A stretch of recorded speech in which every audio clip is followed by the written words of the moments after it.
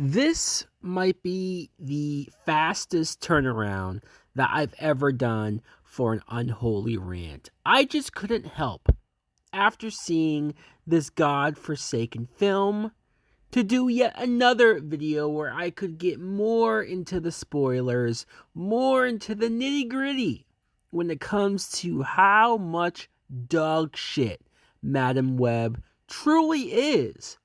But before we jump right into that, let me first talk about how this character, Madam Web, was created in 1980. It's a character that's been around for a long ass time.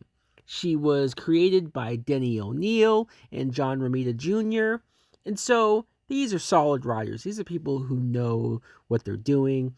And also, me growing up in the 90s and seeing her appearances in Spider-Man the Animated Series, I will admit, I've always thought she was kind of a weird character. She was an out there character. She was a character that whenever she popped up, just like Spider-Man on that show, you always kind of went, oh God, no, not her again, because her powers were out there. She always had this game with Spider-Man, which he would speak in riddles, and he would have to figure out what in the blue hell that she's talking about. But overall, a decent side character to have in the background and to only bring out for convenience sake, not to make entire film of Sony. By the way, this is Sony's fourth film in their Sony Verse. It feels like more. It feels like the Sony Verse has been going on for so damn long. I can't believe we're only 4 in. Still 4 too many. And somehow they've made their worse. Originally, this movie was supposed to be set in the 90s, ironically. The pitch was it was going to be set in the 90s and it was going to be connected to the Andrew Garfield Spider-Man, the Amazing Spider-Man films. And I love Andrew Garfield. I do. I love his portrayal of the character. I think he's a far better actor than people give credit because of how bad the movies are. But even he didn't deserve this mess. But because I don't love those films as a whole, sure, why not? Fine. Add more lore. Add more backstory. Build up that Amazing Spider-Man universe. Because who the fuck cares? It's not like they're doing anything else with it in the first place, so you might as well just add more shit on top of it. Who would care? I don't understand why, at the last second, Sony decided to remove all of the references. Why?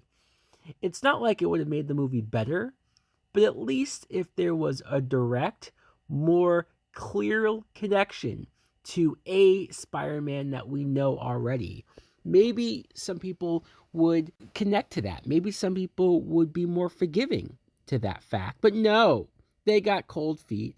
They chickened out at the last second. And you could tell how obvious the reshoots were. They did all these reshoots to try to make references to the fact that this is now in 2003. So I guess this isn't connected to anybody. Any Spider-Man in particular. The opening scene is set in 1973 in the Amazon jungle. And when I saw this scene, I instantly was reminded of that part in the trailer where poor Dakota Johnson tried to deliver that line of her mother being killed in the jungle while she was researching spiders. And even though that line's not in the movie anymore, that's what happens. Her mother, while pregnant with her, is murdered in the jungle by who would end up being our main villain. So, sure, fine, why not? But the weird part of this is that when she gets shot, she gets taken by a group of spider people who are living in the jungle.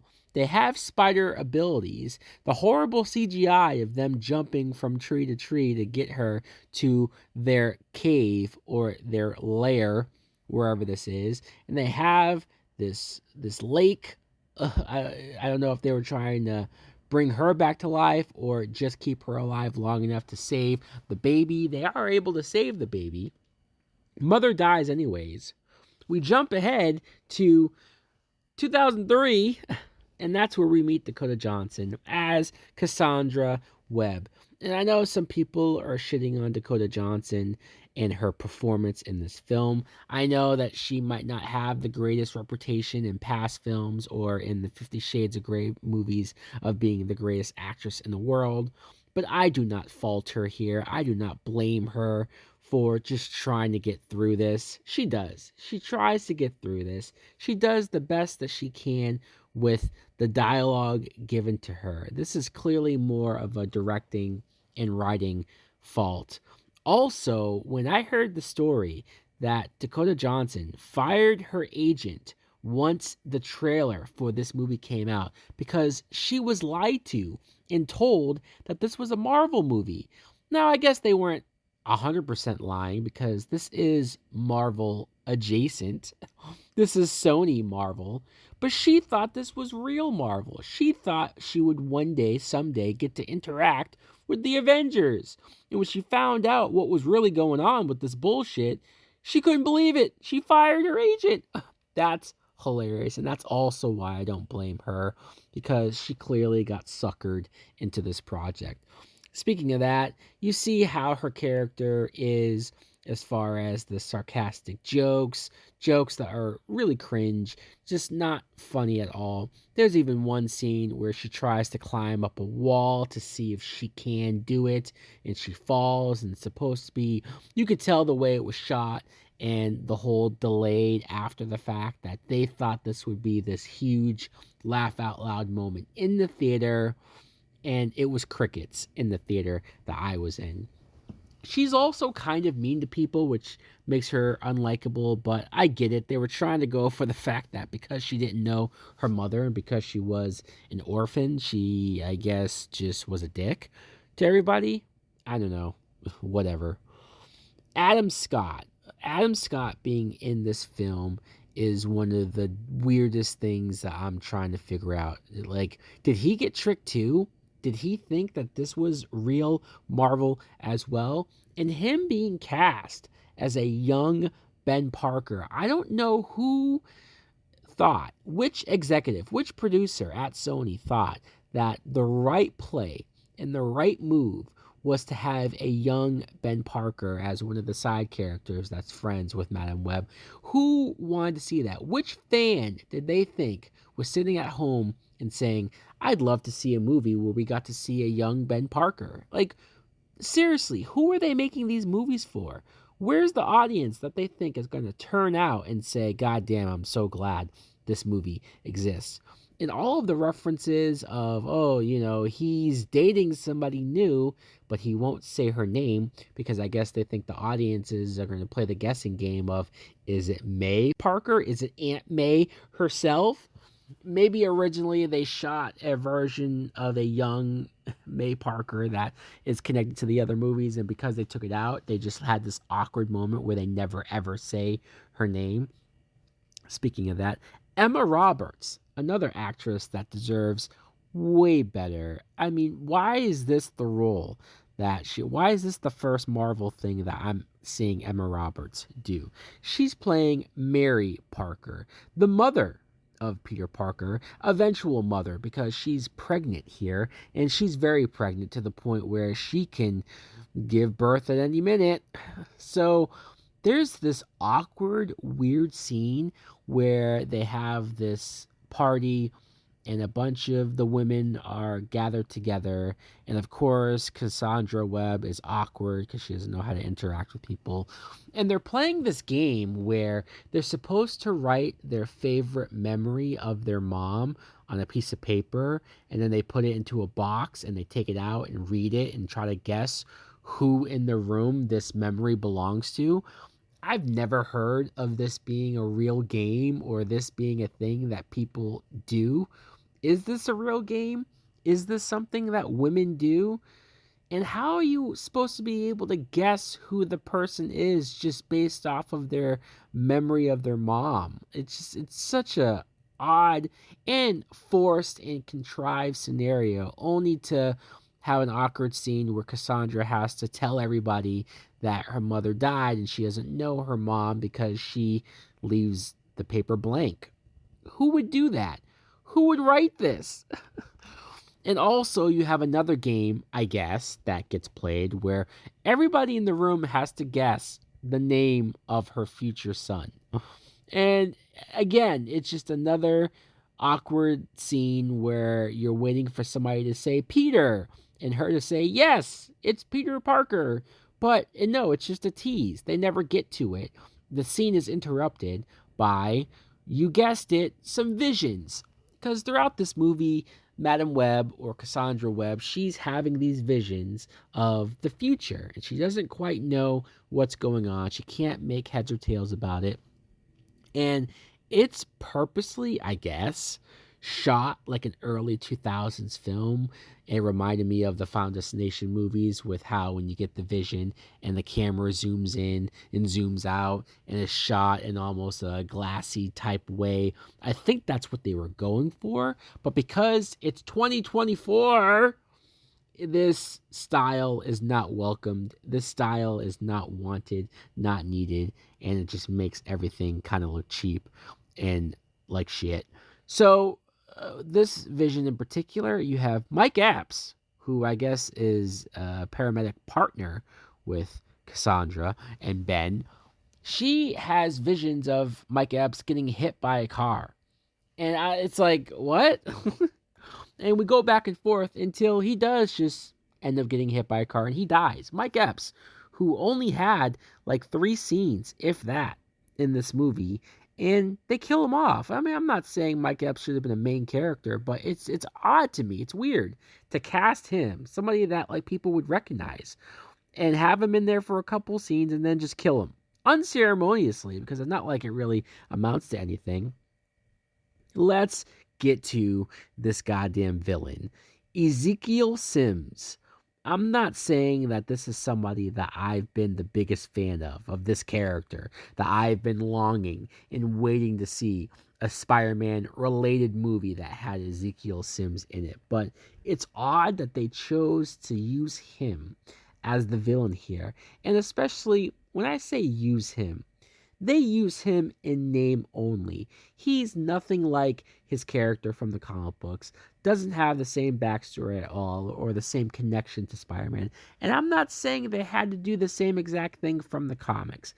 I hate whenever somebody mentions the difference between a movie and a comic book. People think that we're complaining only because it's different. No, if you give me something different and it's better or it works, then sure, by all means, change at your will. But when you give me a dumber down version of this character, when you give me backstory that's not nearly as interesting as to what was already there, that's when I complain.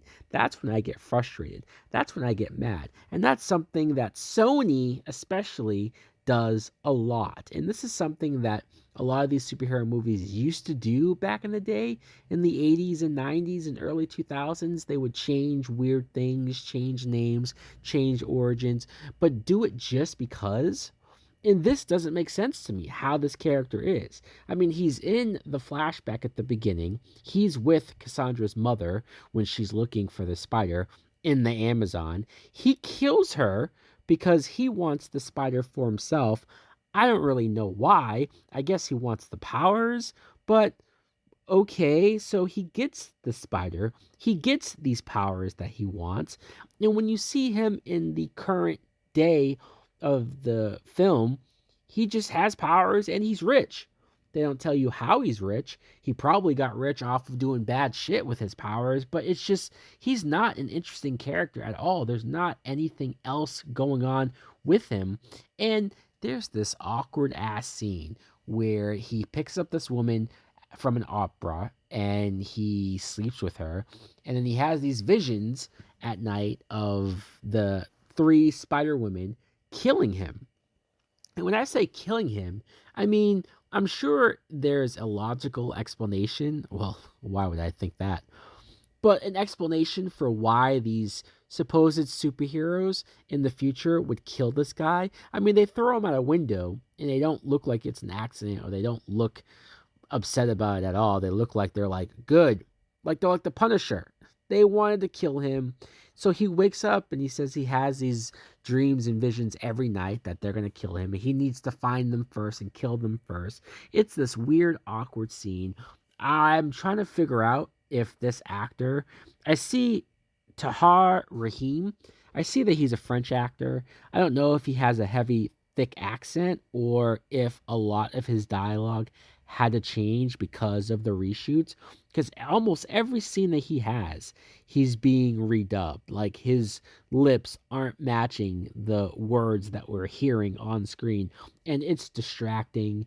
And it's also bad too. Like the cadence of the voice read is bad. Everything about this actor and this character is bad. And this sucks. This really, really sucks. So his whole motivation is that he wants to find these 3 girls and kill them before they become heroes or become superheroes, before they get their powers. Sure, fine. Why not? He goes around in this black Spider-Man style suit. They don't explain why he has a suit that looks like a Spider-Man, since we haven't established that there's a Spider-Man or will be a Spider-Man in this universe, so it just happens to look like that. And I would say that that's the only cool thing about him, but I'm not even going to give it that credit because it's dumb. And also, they don't explain why he walks around barefoot. I mean, I know he does in the comics, and I guess that's the only, like, production-wise real reason, but they need to explain this shit. Like, in the film, you just catch on occasion in certain scenes he's barefoot, and it's like, well, why is this the case? Come on, writers, this is your job, to make me understand why things are on screen the way they are. Cassandra Web is trying to protect these 3 teenagers. I say teenagers, I mean they're all in their 20s, but she's trying to protect Sydney Sweeney, who plays Julia Cornwell, not Julia Carpenter, which is the character's name from the comics. Once again, unnecessarily changing her name. The Spider-Woman that she plays as well it's the same character, but they changed her name just because they felt like it, I guess. Celeste O'Connor, her character is just mean and rude and kind of annoying and not likable, so you almost don't care if she gets killed off by the villain. Isabella Merced, I have seen her in a lot of things, and her character really is just like, well, my dad got deported, so I don't want to get deported, and I'm just going to lay low, and that's really it. It's weird how all 3 of these girls try to explain where their parents are and why they're loners, even though they all have parents. But the forced explanation for why they're alone was such a head scratcher and such a mental gymnastics of like, well, you can just call your dad, especially the other 2 girls. It's like, this doesn't really sound as big of a problem as you guys are making it. So Cassandra Webb, she has to protect them, or at least she feels like she has to protect them. All of these references of 2003, like the songs especially, they have this one song called Scandalous that I remember hearing specifically in the Catwoman movie. It's funny how much of the costume shots and the vision shots is shot like Catwoman specifically. The terrible camera angles of Catwoman. And they even use the same song that was in Catwoman. They also use this Britney Spears song, Toxic, which, decent song, but they used the hell out of it. And there's one shot of a Beyonce album from this time, and it's like a billboard, and I'm like, guys, I get it. Calm down. These reshoots are ridiculous. Here's the part in the movie where I almost walked out. I almost got up and said, fuck this shit, because it got so illogical. They really tried to test the patience and really tried to say, hey, audience, you're dumb, so you're not going to notice any of this bullshit. But I had to see how the fuck this movie was going to end. So there's a moment where Dakota Johnson, she calls Adam Scott and she says, hey, can these girls stay with you? They're fugitives, or not even that. The police think that Madam Web is a fugitive. They think that she kidnapped these teenage girls, and so she needs him to watch them for her and protect them because of this killer being after them. And it's like, okay, Ben, he's a nice guy, he's a protector, right? He's Uncle Ben, so of course he's gonna do it. But she does this, Madam Web does, because she needs to go back to the Amazons where her mother was killed to get answers on what's going on and how these spider powers work. And I lost my shit. I said, wait, hold on. She's a fugitive. The cops think that she's a kidnapper and a murderer at this point, but she's able to leave the country. They don't even explain how she left the country or how she was able to get past like, what? I was like, wait, hold on. How is she able to leave the country? This doesn't make any goddamn sense. But she does. We just cut to her being in the jungle, and she just happens to stumble across the same area where her mom was, based off of an old picture that she had. She found it. Oh, she found it.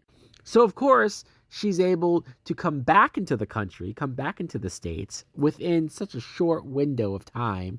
No issues, no problems. She's also been driving this cab that she stole earlier in the movie, and she just knocked off the license plate, and no cop has pulled her over at all. This is fucking ridiculous. We end up getting our characters in this warehouse that's surrounded with fireworks, and that's where you can tell that this was a lower budget. It's an $80 million budget, and I know that sounds like a lot of money, and it is. I could do very well with $80 million. But for a Marvel superhero movie, the budget shows with this third act of our four main characters running away from this black suit Spider-Man, and fireworks are just going off, and that's really what's taking him out, is the fireworks, because these characters can't fight. They don't learn to fight. They don't become the awesome looking superheroes that you got in the Visions. No, we don't see any of that. They just run away the entire time. And you get this sequence where Dakota Johnson somehow is able to use her powers. She just closes her eyes and is able to do everything. She's able to predict the outcome of everything. I mean, I know that's her abilities to see the future, but them jumping to how easily she can do it now is mind-blowing. And there is a Pepsi sign that's hanging above this warehouse. Earlier in the movie, there was a scene where somebody gives Dakota Johnson's character a Pepsi to drink. So you could tell that Pepsi was paying up the ass to get some screen time in this film. But the Pepsi sign is what falls off the roof of the building and crushes our main villain, our black evil Spider-Man, to death. And it's the Pepsi sign that kills him. Now, Madam Web had fallen into the river by this point, and one of the fireworks explodes in her face, and so this is how she loses her sight and becomes blind. I never really thought or gave it much thought during the movie. Are we going to see the origin of how she becomes blind? I just wasn't thinking about it. So when it happened, I was like, oh, all right, we're doing that. And then we cut to her in the hospital, and even though she's blind, she's happy because now she has her 3 girls. And I guess they're going to be a big happy family. I guess their parents aren't going to care that they're now living with Madam Web. And sure, because why not? Madam Web now is in a wheelchair. I guess this is supposed to represent the chair that she ends up having from the comic books. And you get a shot of the future version of Madam Web in costume, her red spider-looking costume. And it's supposed to be this kick-ass moment. It's supposed to be a moment where they probably thought we would cheer and hoot and holler and clap. But no, I could not wait for this to end. Thank God there was no post-credit scene. Thank God this movie is as bad as it is, because hopefully, and I said this after Morbius, and I know we have Kraven the Hunter after this, so there's really no escaping, But hopefully this is it, man. I mean, I keep saying this. I keep begging for Sony to stop, to get out of the Marvel game because you don't have it. You don't know what you're doing. You're bastardizing these characters that deserve way better. They could be done in a cool way on screen, but it ain't gonna be with these people. Nah, no mas, no more. Please, God, I can't take it. My eyes, my childhood can't take this anymore. So, guys, let me know in the comments below. What do you think of all this bullshit? Thanks for watching. Like, comment, subscribe. Later.